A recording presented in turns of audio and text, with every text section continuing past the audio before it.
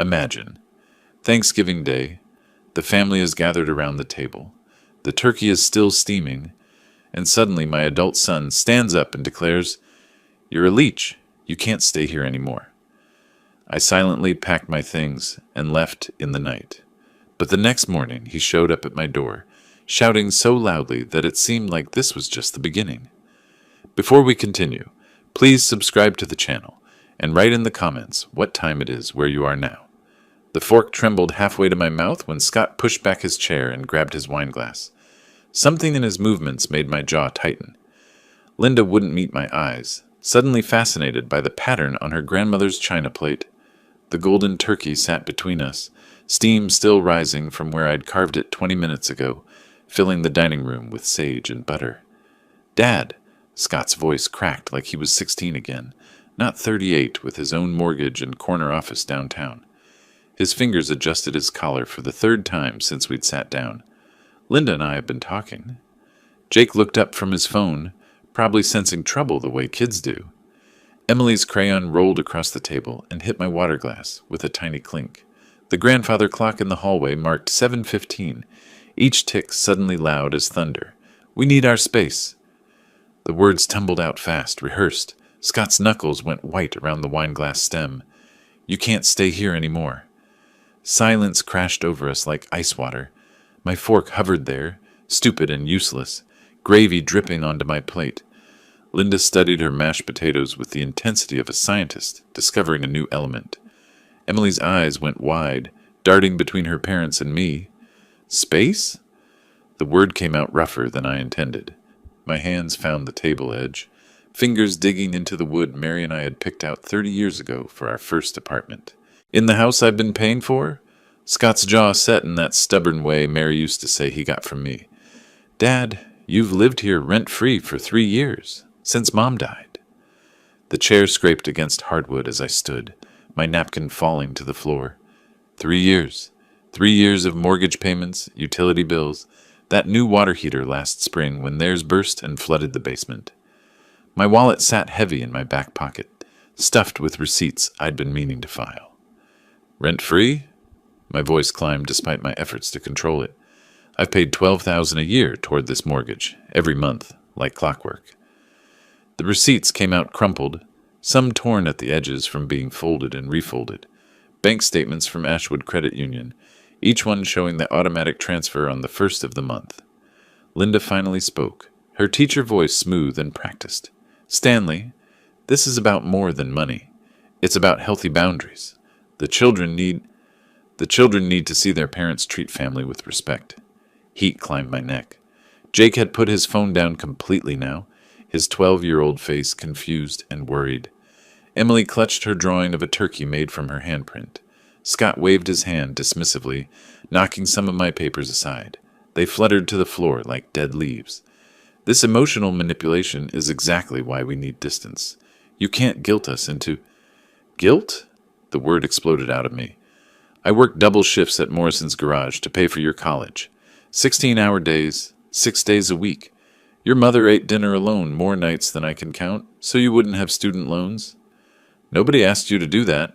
Scott's corporate speak kicked in, all those leadership seminars and management training sessions bleeding through. "You made those choices. We're setting boundaries now for our family's well-being."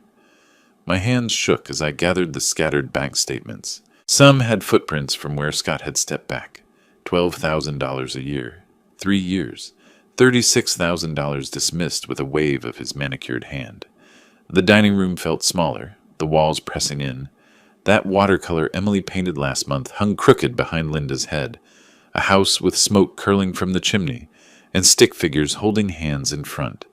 One grandfather, one father, one mother, 2 children, a family. "Jake, take your sister upstairs."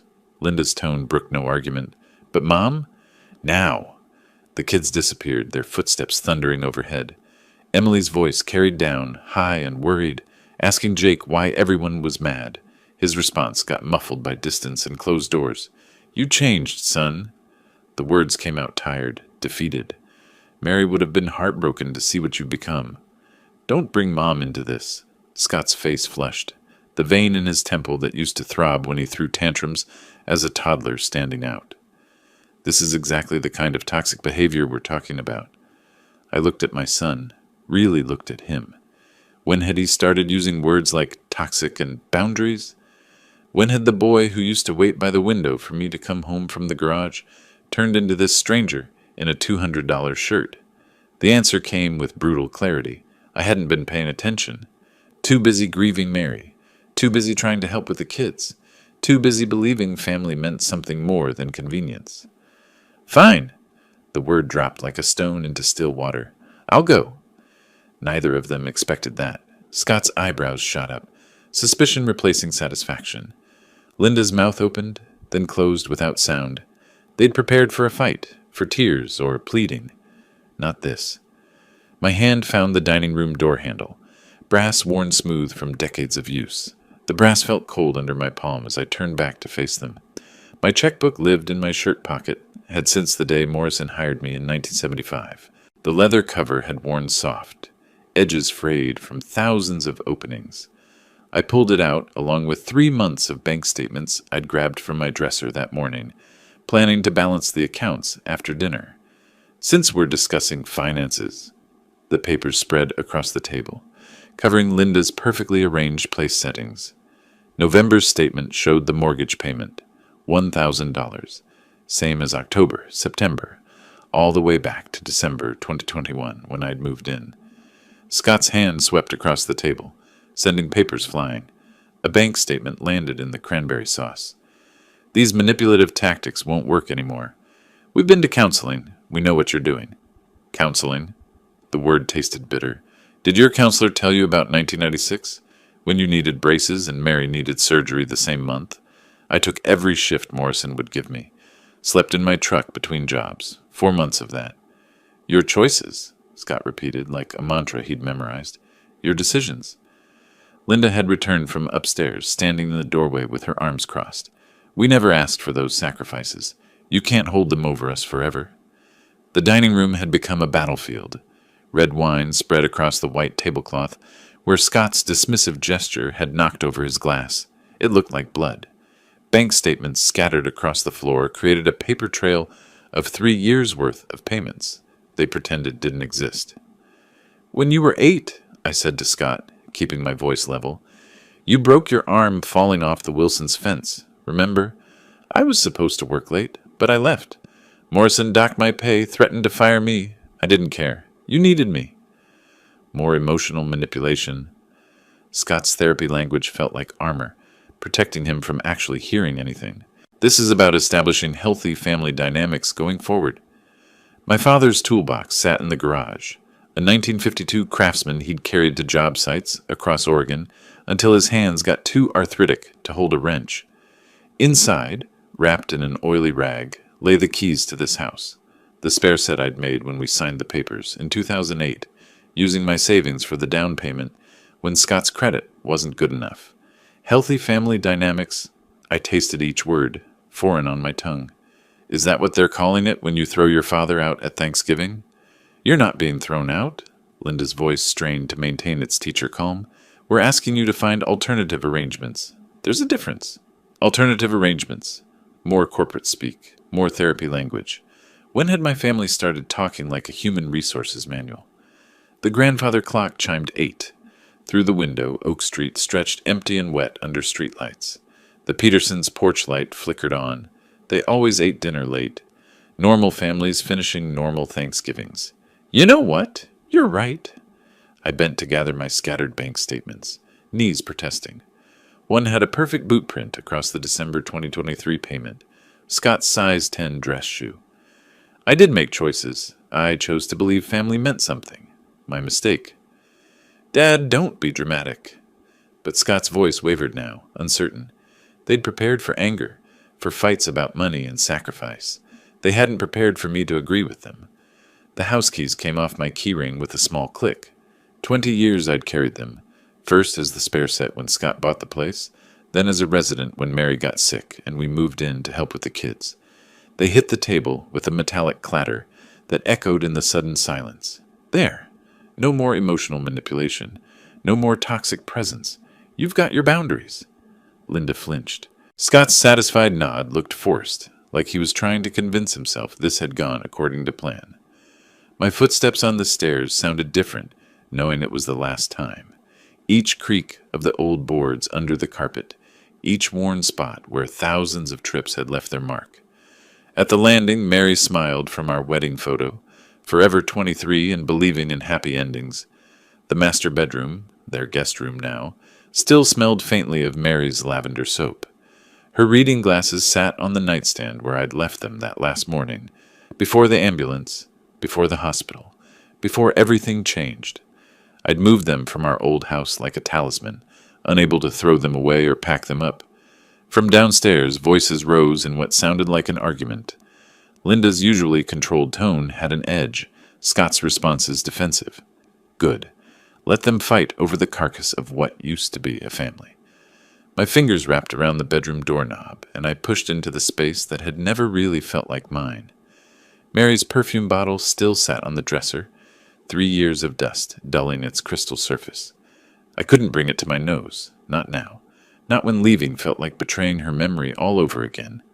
The suitcase came down from the closet shelf, brown leather with a broken zipper I'd been meaning to fix. 3 work shirts went in first, the blue Dickies with Morrison's Garage embroidered on the pocket. Then the gray one, oil stains permanent despite Mary's best efforts. My good suit, the one from Mary's funeral, folded carefully in tissue paper she'd placed there herself for some future occasion that never came. The photo from our 30th anniversary went in next, wrapped in yesterday's Ashwood Gazette. We'd been laughing at something Jake had said, 4 years old then, missing his front teeth. Scott had taken the picture, back when he still visited without checking his phone every 5 minutes. From downstairs, muffled voices rose and fell. Linda's sharp tone cut through Scott's lower rumble. They were arguing about something, probably whether I'd actually leave, or if this was another manipulation tactic. My father's toolbox sat in the corner, red paint chipped, but latches still solid. He'd carried it through 40 years of construction sites before his hands gave out. Now it held 3 screwdrivers, a hammer that had belonged to his father, and a folded American flag from his funeral. The Father's Day card stayed in the drawer, 20 years of crayon drawings and store-bought sentiments. World's best dad in Scott's 6-year-old handwriting. Thanks for everything, in his teenage scrawl. Nothing for the last 5 years. I descended the stairs one final time, suitcase in my right hand, toolbox in my left. The family photos on the wall watched my departure. Scott's college graduation, Emily's first birthday. That camping trip to Crater Lake before Mary got sick. I kept my eyes forward. They'd moved to the living room. I could see them through the archway, Linda gesturing with her hands, while Scott sat slumped on their leather sectional. Neither looked up as I passed. The front door opened easily. No dramatic pause. No last words. The porch light clicked on automatically, motion sensor doing its job. Rain had started while we'd been destroying 30 years of family over turkey and stuffing. First just drops, then steady sheets that turned the streetlights into watercolor smears. By the time I reached the sidewalk, water had soaked through my jacket collar. Jim Wilson stood by his garbage cans, wrestling with a turkey carcass wrapped in aluminum foil. He stopped mid-toss when he saw me, suitcase and toolbox in hand, rain plastering my hair to my skull. "Stan, everything okay?" "Just heading out, Jim." My voice stayed steady despite the cold water running down my neck. "In this?" He gestured at the downpour. "Come inside. Let me give you a ride somewhere." "Need to walk. Clear my head." Jim's face said he understood more than my words revealed. He'd been through his own divorce 10 years back, knew the look of a man leaving everything behind. "You take care, Stan." Oak Street stretched ahead, puddles already forming in the potholes the city never fixed. Steam rose from storm drains, creating ghostly pillars in the streetlight. Through windows I caught glimpses of other families, the Chens watching football, the new couple at 412 cleaning dishes together, normal people living normal lives. My phone buzzed. Scott's name lit up the screen. Then again. I watched it ring, raindrops distorting his contact photo. A picture from Emily's birthday last year, both of us smiling over chocolate cake. The buzzing stopped, then started again. Riverside Park appeared through the rain, empty playground equipment glistening wet.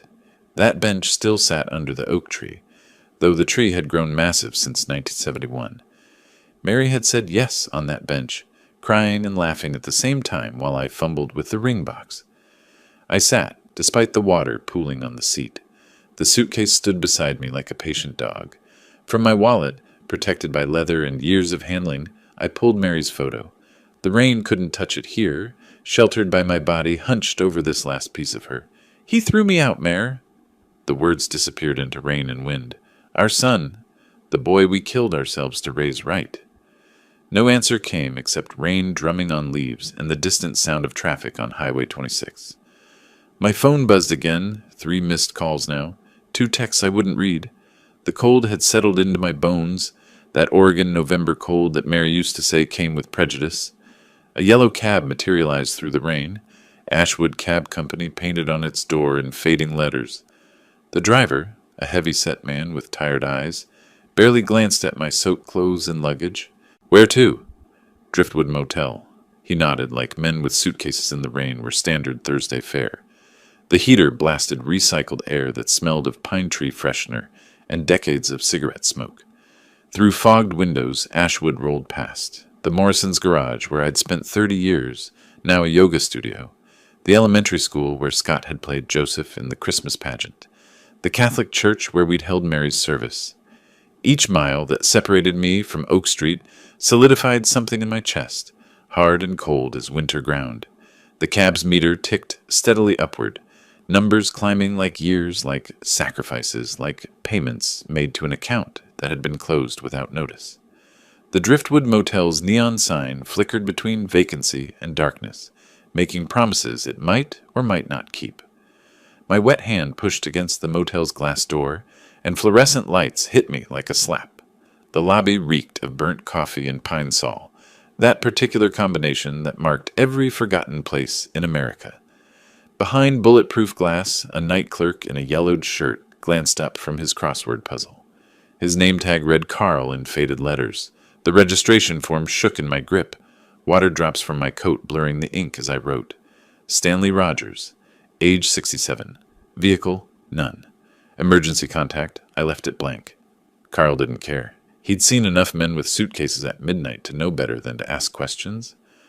47 a night. His voice came muffled through the speaker holes. 280 if you take the weekly rate. The credit card machine groaned like it remembered the Carter administration. Room 23's key came attached to a plastic diamond the size of a paperweight, designed to prevent theft by being too awkward for pockets. Carl pointed down a hallway where half the overhead lights had given up trying. Room 23 smelled of cigarette smoke that no amount of air freshener could mask. An orange bedspread from the 70s covered a bed that sagged in the middle. The ceiling sported a water stain shaped remarkably like Texas, complete with a dark spot where Austin would be. I hung my 3 work shirts in the closet with the same precision I'd used for 40 years. Blue Dickies on the left, gray in the middle, the good white one on the right. Mary's photo went on the nightstand, angled so I could see her from the bed. The toolbox found its place by the door, exactly where I'd always kept it at home, ready to grab if needed. Old habits die harder than marriages, apparently. The bed springs shrieked when I sat on the edge. Tomorrow morning, no small feet would thunder down the hallway. No Emily asking for pancakes shaped like butterflies. No Jake complaining about having to wake up early for basketball practice.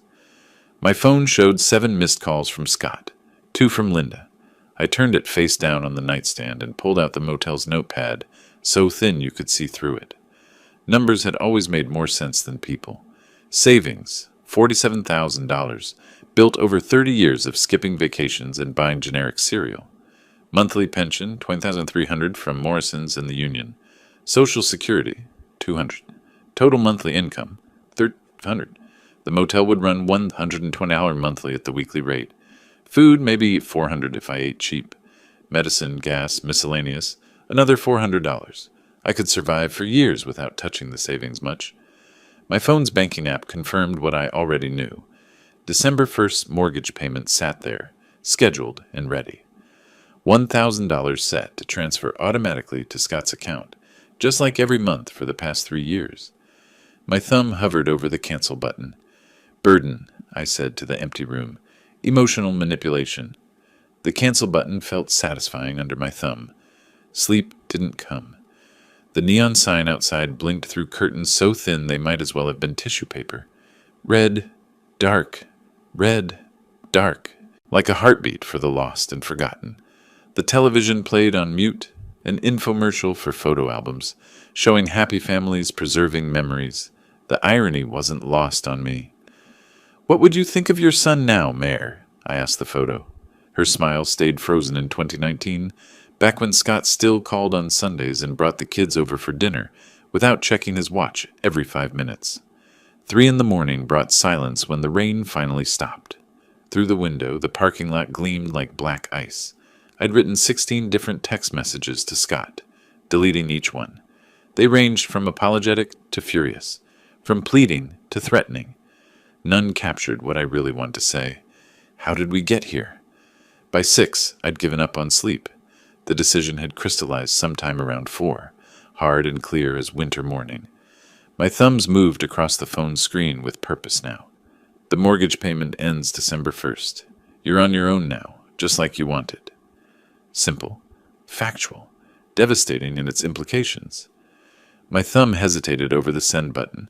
Mary always said I acted too quickly when angry, needed to cool down first. But then Scott's words echoed, burden, toxic, emotional manipulation. The message sent at 6:47 a.m. exactly. The phone rang immediately. Scott's photo filled the screen. Him at Emily's 9th birthday party, chocolate frosting on his nose, laughing.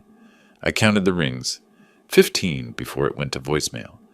Then it started again. I left it buzzing on the nightstand and stepped into the shower. The water pressure barely qualified as a drizzle, but it was hot, and it drowned out the sound of everything I was walking away from.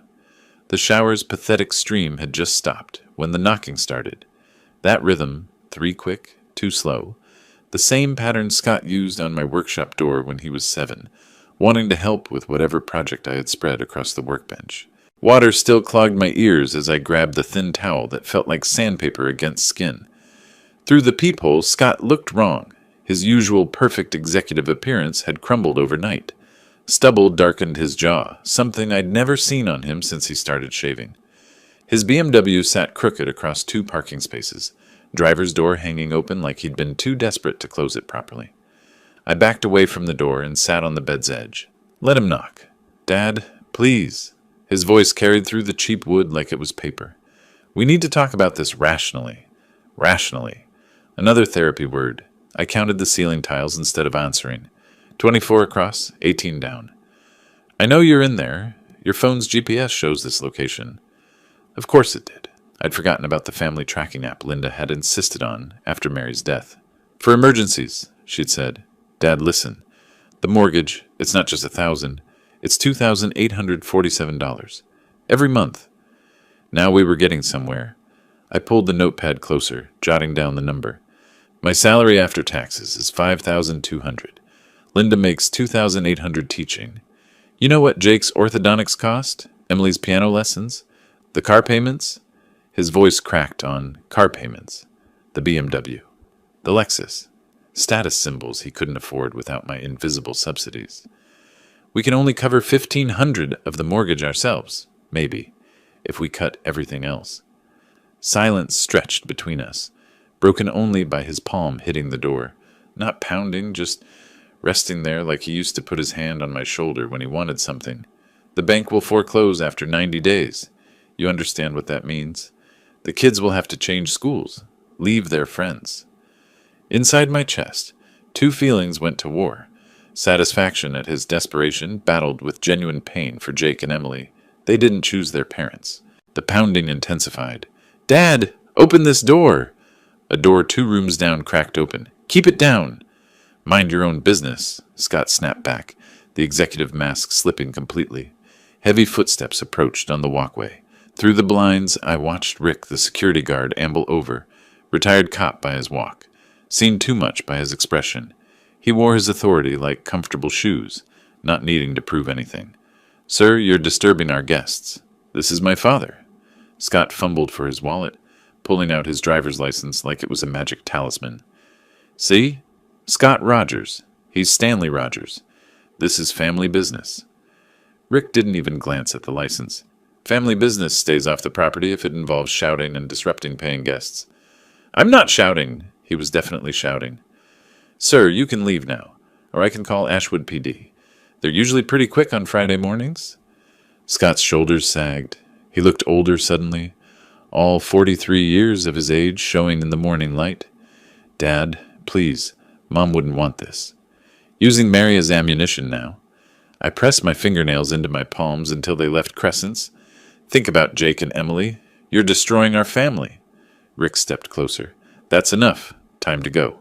Scott backed toward his BMW, still pleading, this is insane. You're being completely irrational.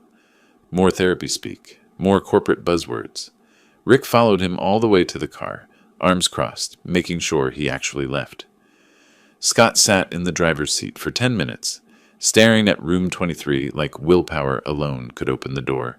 He started the engine 3 times, pulling forward a few feet before reversing back to the same spot. Finally, at 11:43 a.m., according to the digital clock, he drove away. Rick's knock came gentle, almost apologetic. You okay in there, Mr. Rogers? Fine, I called through the door. Sorry about the disturbance. No apology needed.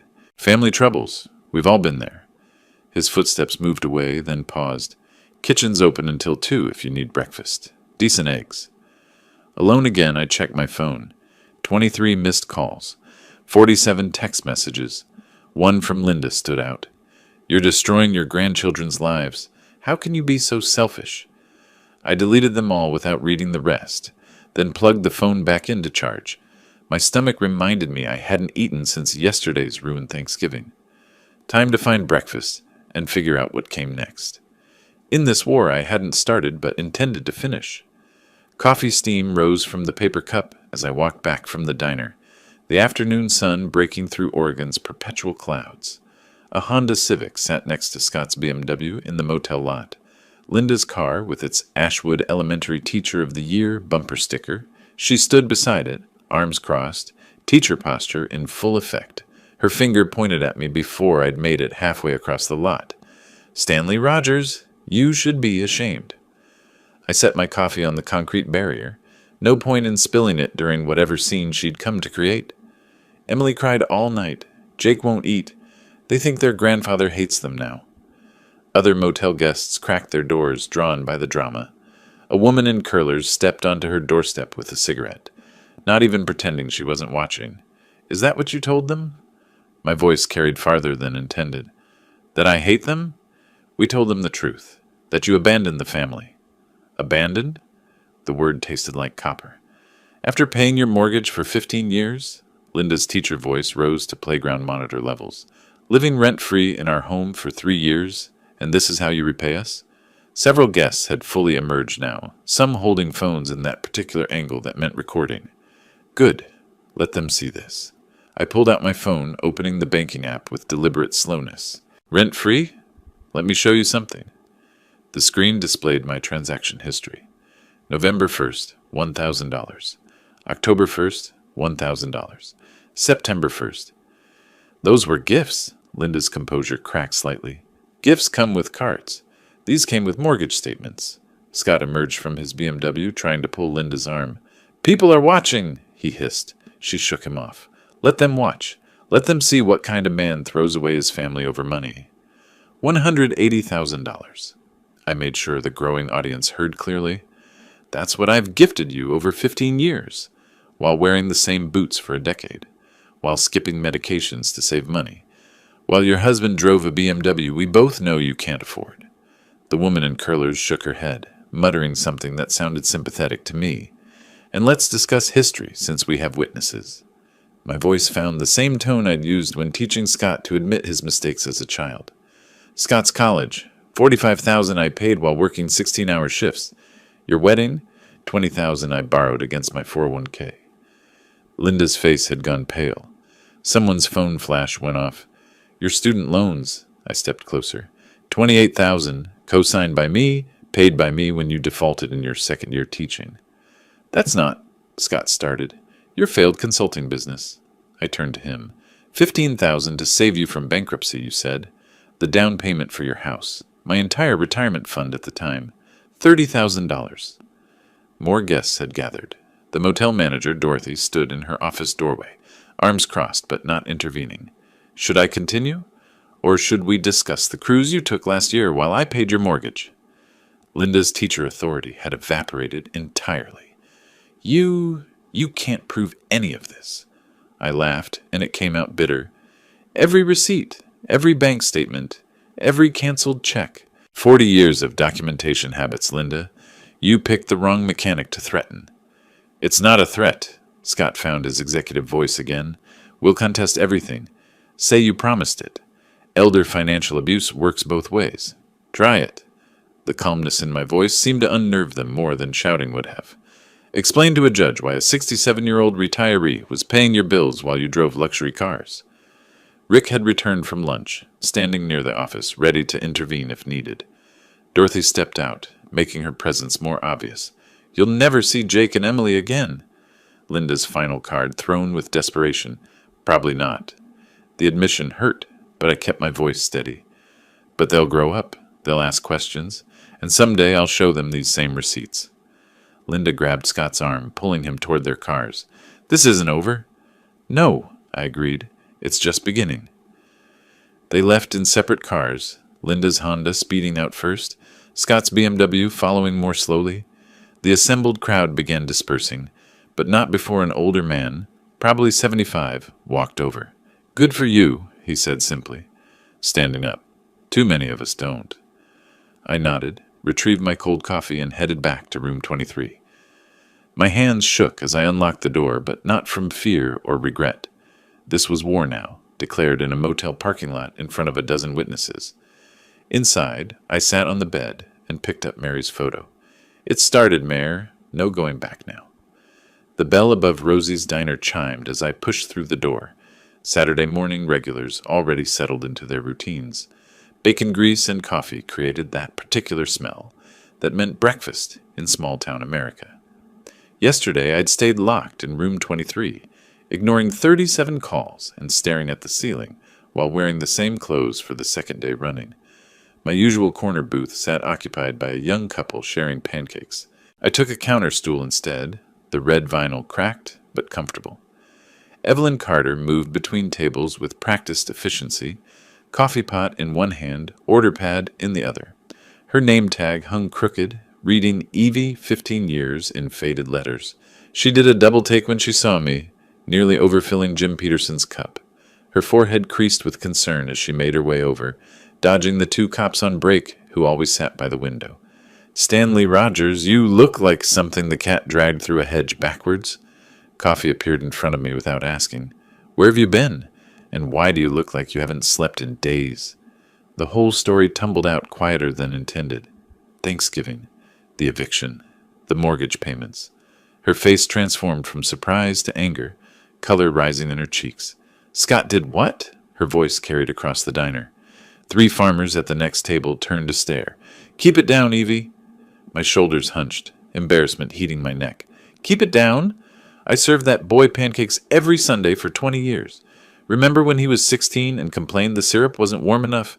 Made me microwave it 3 times. She untied her apron with sharp movements. Roy, taking my 15? Her boss waved from the kitchen, used to Evelyn's occasional declarations. She slid into the seat, across from me, despite the no fraternizing policy, elbows on the Formica table. That ungrateful little... She caught herself. Stanley, you paid for his whole life. I watched you come in here after double shifts. Too tired to lift your coffee cup properly? The bell chimed again. Maria Torres entered carrying a stack of bright yellow flyers, her blazer over jeans combination suggesting professional, but approachable. She moved with purpose toward the bulletin board, pinning up something about senior resources. Her head turned slightly as Evelyn continued, voice rising despite my attempts to shush her. $180,000? And he throws you out at Thanksgiving? Maria's steps slowed. She approached our booth with respectful caution. I'm sorry to interrupt. I couldn't help overhearing. I'm Maria Torres from the Ashwood Community Center. Evelyn's protective instincts kicked in. This is a private conversation. Of course. Maria pulled out a business card, placing it carefully on the table. I run programs for senior advocacy, legal aid, housing assistance, support groups. My father went through something similar with my brother. She had my attention now. Similar how? Paid for everything. College, house down payment, business ventures that failed. Her jaw tightened. Then when Dad needed help after Mom died, suddenly he was a burden. The word burden hit like ice water. Maria noticed my flinch. We meet Monday evenings, 6 o'clock. It's not charity, it's community. People who understand what you're going through. Pride wrestled with pragmatism in my chest. Evelyn's hand covered mine on the table. Stanley, you taught Scott how to use tools to build things. These are just different tools. We have a lawyer who volunteers, Maria added casually, specializes in elder financial abuse. That changed things.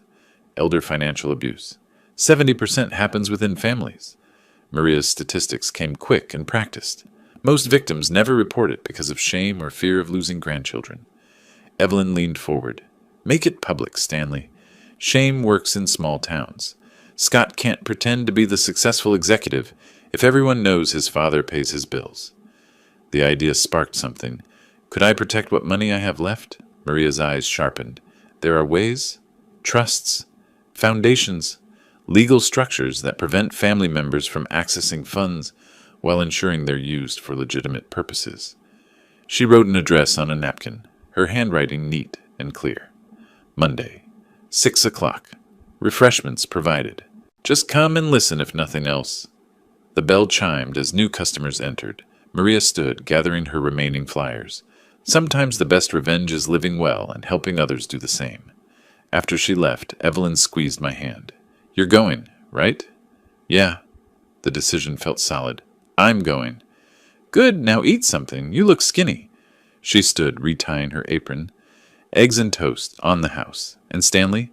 Mary would be proud of you for standing up.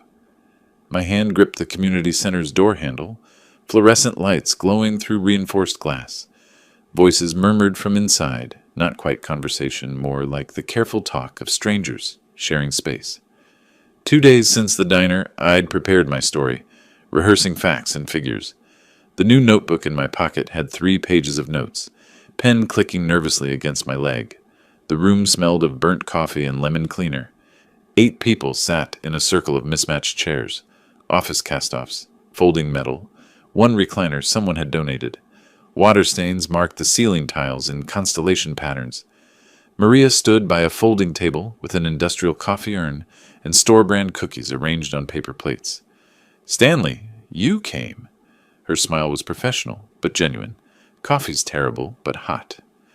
I chose a chair near the door. Old habit from construction sites, always know your exits. The others nodded or offered tentative smiles. Ages ranged from maybe 60 to 80, but they all shared that particular weariness that comes from family betrayal. Let's begin. Maria took her seat, clipboard balanced on her knee. Ground rules. What's shared here stays here. No judgment.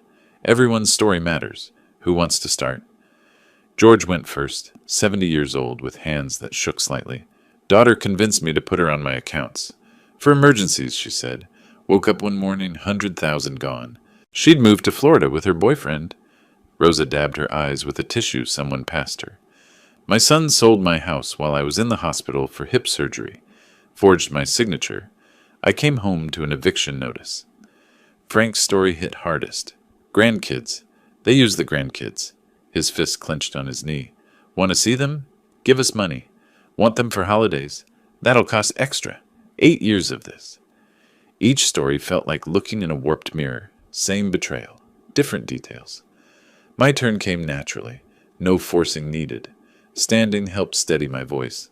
Thanksgiving night, my son and his wife, after I'd paid their mortgage for 15 years, raised him alone after my wife died, paid for college, wedding, everything.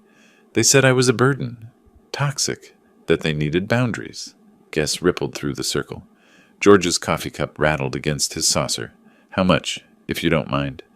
180,000 over 15 years, not counting college, wedding, failed business ventures. That's criminal, George's voice cracked with indignation. Rosa's tears flowed freely now. The grandchildren always suffer most. They don't understand why Grandpa isn't around anymore. Frank stood abruptly, pacing to the window. We all gave everything, every damn thing. And for what? To be thrown away like trash when we're no longer useful?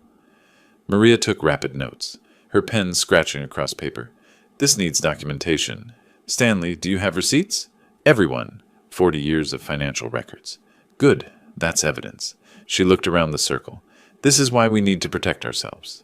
Now let's brainstorm solutions. Suggestions flew. Media exposure, legal action, family counseling.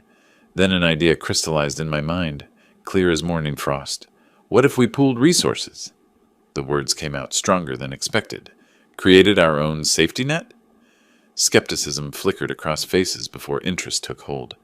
George leaned forward. Like insurance? Against family?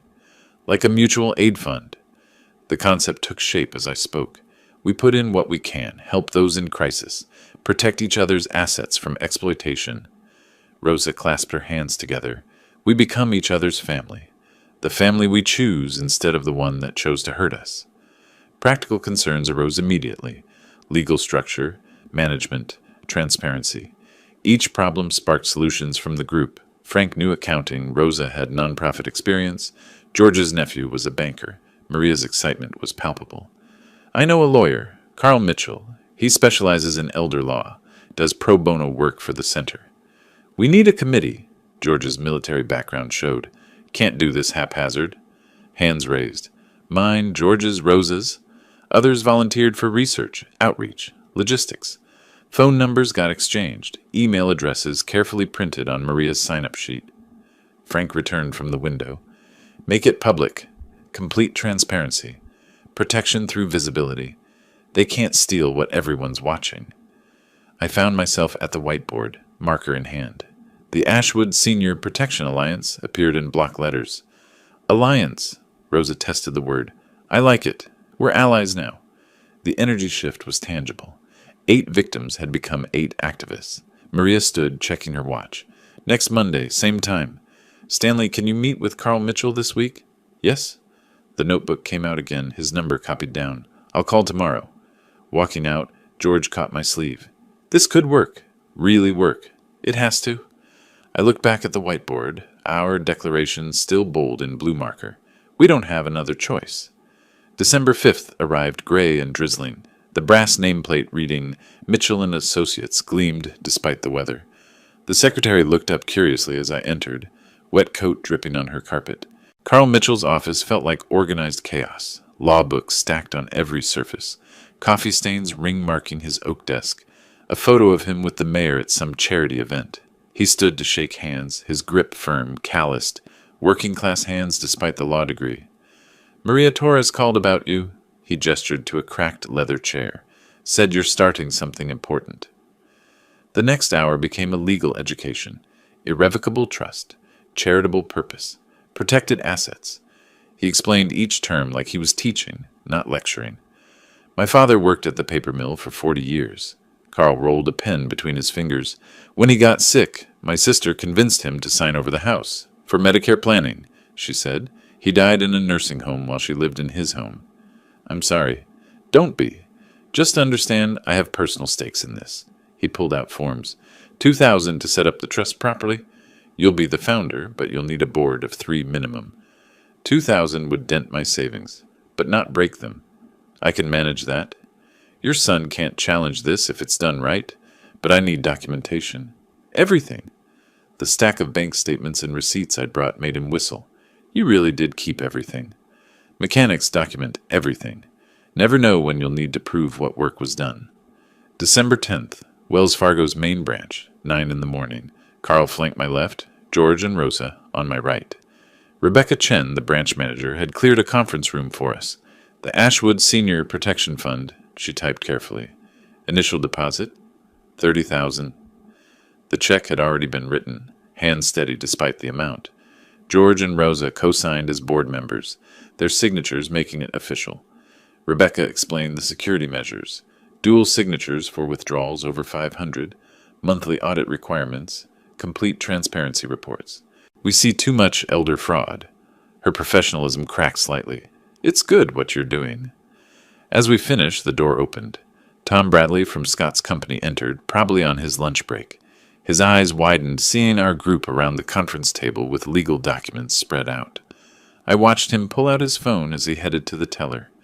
December 15th found me at Brood Awakening Coffee Shop with Jenny Martinez from the Ashwood Gazette. She'd brought a photographer who circled our table, capturing angles of me holding bank statements. Financial elder abuse by adult children is epidemic. Jenny's recorder sat between us. Red light, steady. Can you speak to the emotional impact? Betrayal! The word came out flat. 40 years of sacrifice dismissed as toxic behavior. I reached out to your son for comment. She checked her notes. He declined. Of course he did. The photographer snapped pictures as other seniors approached our table. Word had spread through town like wildfire. 7 pledged support immediately. One woman pressing a check into my hand, right there. This could be picked up by state media. Jenny gathered her things. Elder abuse is hot topic right now. December 18th brought the confrontation I'd been expecting. Scott burst into Wells Fargo like a storm, demanding access to his father's accounts. Rebecca's calm never wavered. That's not your account, Mr. Rogers. He's mentally incompetent. He's giving away my inheritance. Carl appeared from the side office where he'd been waiting. I'd called him when I saw Scott's BMW in the parking lot. I represent Mr. Stanley Rogers. Any concerns about his mental capacity can be addressed through proper legal channels. You manipulated him, Scott pointed at Carl, spittle flying. Actually, we've never met before today. Carl's voice stayed courtroom steady. But I'll add harassment to the charges if you continue. Tom, the security guard, stepped forward, hand on his radio. Scott's desperation painted his face red, veins prominent. That money is family money.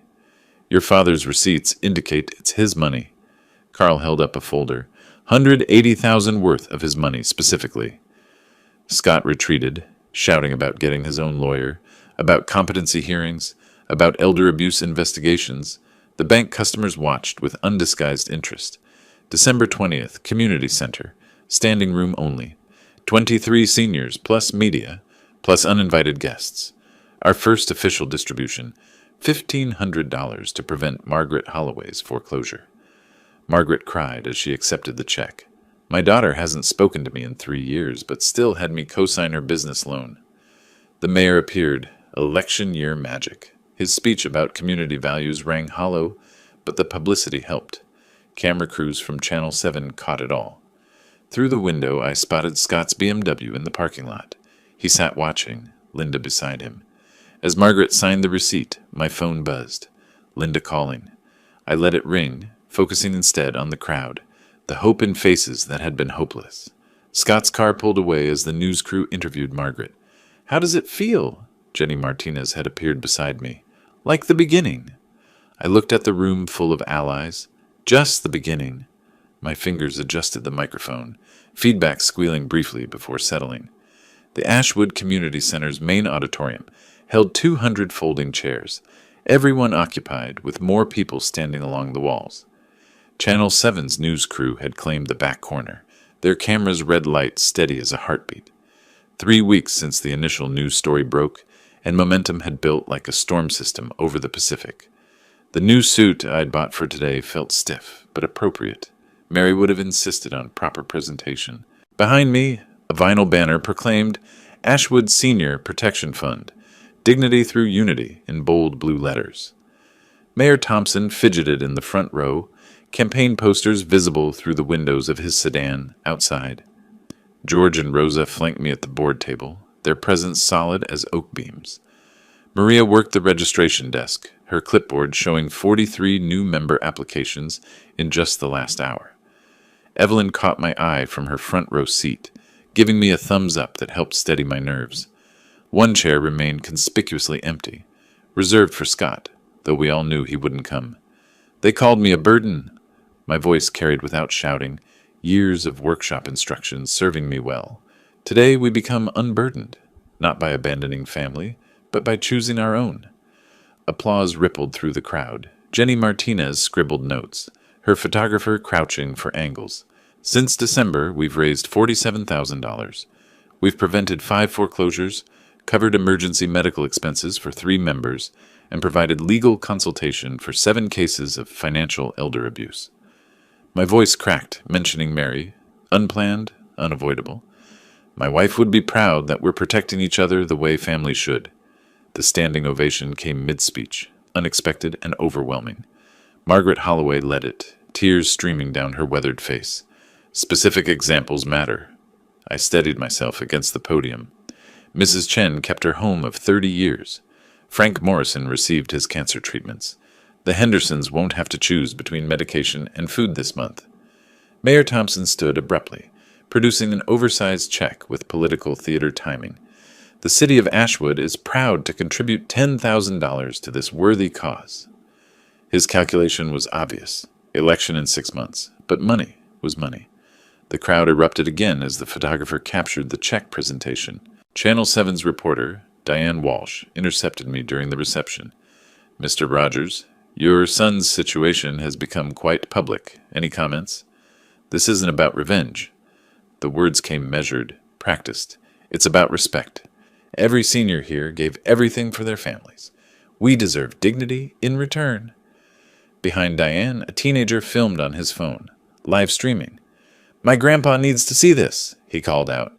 "He's going through the same thing in Portland." The hashtag #RespectYourElders was already trending locally.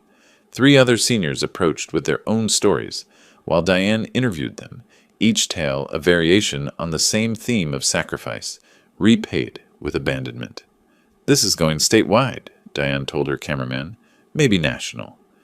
The attention made me uncomfortable. I'd always been a background person, hands dirty with honest work. But if publicity protected one senior from exploitation, the discomfort was worth it. During the reception, Jim Wilson pulled me aside. "Thought you should know. Scott tried buying lumber at Henderson's yesterday. They turned him away." "What?"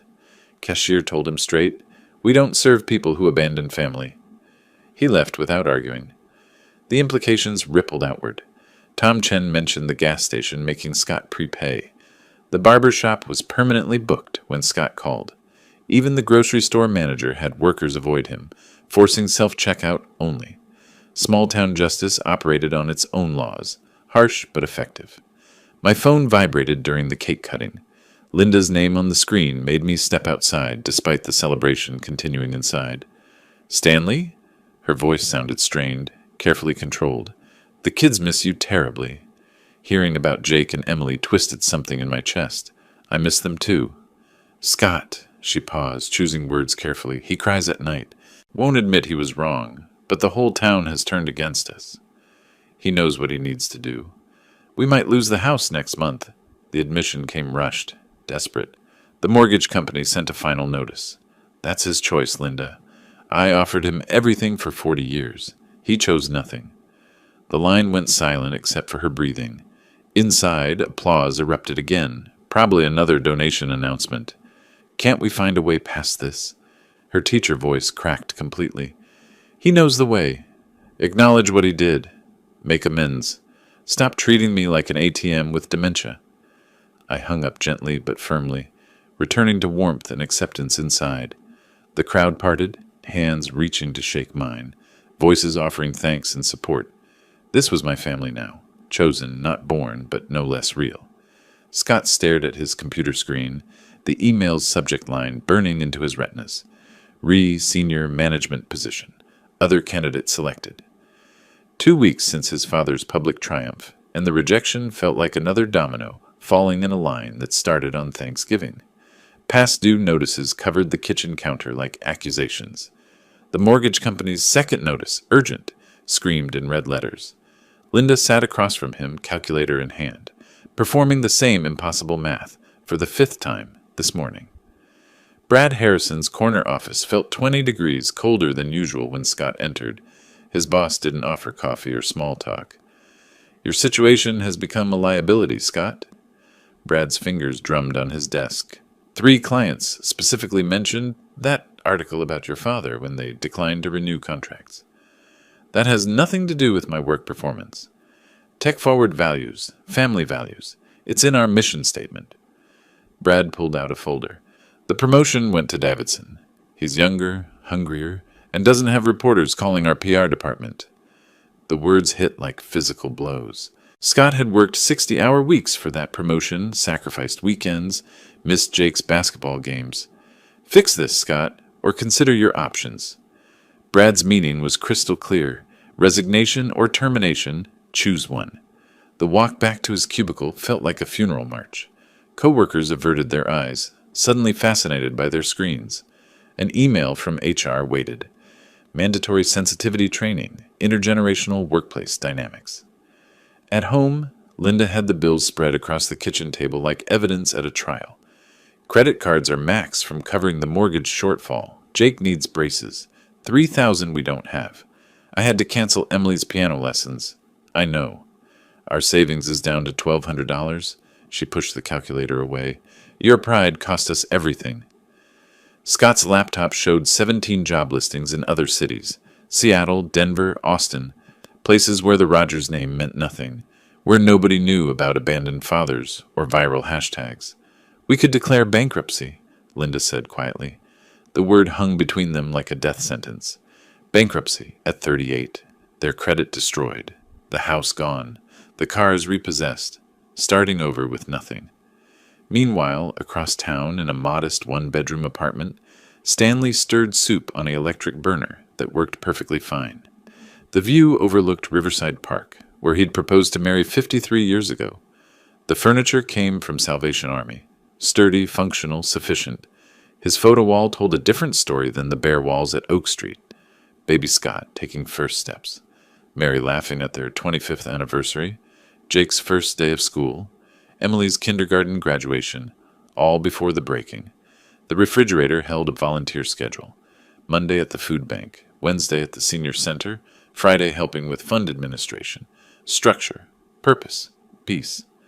At 3:30 his doorbell rang unexpectedly. Jake and Emily stood in the hallway, backpacks slung over shoulders, faces both guilty and desperate. Mom thinks we're at the library, Jake confessed immediately. Emily flew into his arms, crying, "Why can't you come home, Grandpa? Why won't Daddy apologize?" Stanley led them inside, his heart breaking and healing simultaneously. Sometimes adults make mistakes that take time to fix. Jake, mature beyond his 12 years, sat heavily on the couch. Dad messed up, didn't he? Really bad? The truth deserved honesty, but these children didn't deserve pain. Your dad forgot some important things. He's remembering them now, slowly. Cookies appeared from a tin, milk from the refrigerator. Normal grandfather things in an abnormal situation. Emily showed him her math homework. Jake talked about making the basketball team. For an hour, they pretended nothing had changed. Dad's been different, Jake admitted quietly. Quiet. He doesn't yell anymore, just stares at nothing. Mom cries when she thinks we're asleep, Emily added, chocolate chip crumbs on her chin. Adults do that sometimes when they're figuring things out. Stanley hugged them both. But you know what never changes? How much I love you both. They promised to visit again, rules or no rules. Stanley didn't discourage them. Grandchildren needed grandfathers, even when fathers had failed. The door opened without knocking. Scott stood there, finding exactly what he'd expected. His face showed no anger. Exhaustion had burned that away. Defeat lined every feature.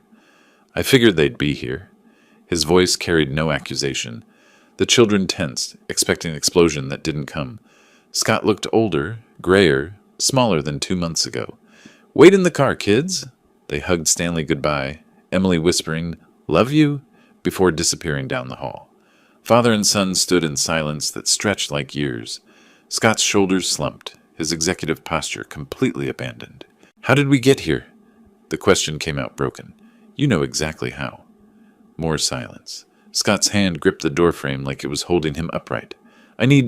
He stopped, swallowed, tried again. We need to talk. Really talk. Not about money or houses or pride. About us. About Mom. About everything I broke. Stanley studied his son's face, finding something that had been missing since Thanksgiving. Genuine recognition of wrongdoing.